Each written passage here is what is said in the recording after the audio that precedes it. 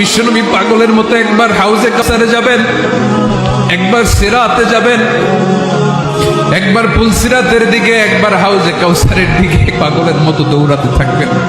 তার কোনো গুনাহগার উম্মত যাতে জাহান্নামে ঢুকে না যায়, সেদিন কেউ সুপারিশ করতে পারবে না বিশ্বনবী ছাড়া।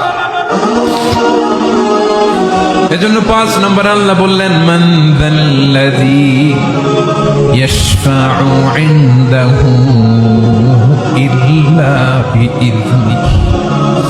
কার সাহস আছে, কার এত বড় বুকের পাটা কিয়ামতের কঠিন দিন আল্লাহর সামনে দাঁড়িয়ে সুপারিশ করবে? কারো ক্ষমতা, কারো ক্ষমতা নাই। বিশ্বনবী সেদিন সেজদায় পড়ে উম্মতের জন্য কাঁদবেন, সবাই কাঁদবে, নফসি নফসি, আল্লাহ আমারে বাঁচাও, আল্লাহ আমারে বাঁচাও। বিশ্বনবী বলবেন, উম্মতি উম্মতি।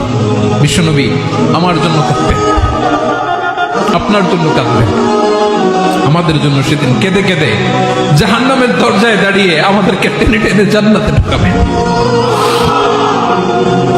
এজন্যই বিশ্বনবীর ভালোবাসা যেন আমাদের হৃদয়ে ভরপুর থাকে। আমার ভাইয়েরা, প্রতি শুক্রবার বিশ্বনবীর উপরে বেশি বেশি যেন আমরা দুরূদ পড়ি। আমরা যখন বিশ্বনবীর সালাম দেই, দুরূদ পড়ি,